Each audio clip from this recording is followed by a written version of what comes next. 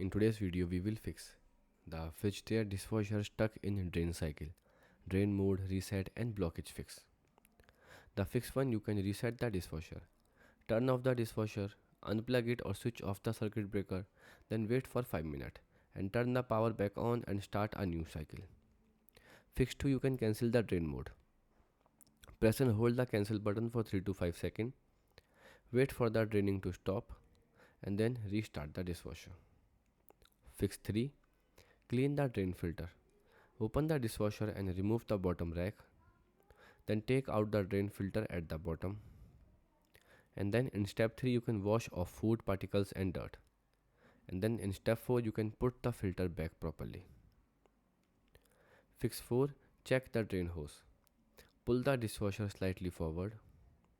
Then check the drain hose for bent or clog. And then straighten or clean the hose if blocked. Goodbye.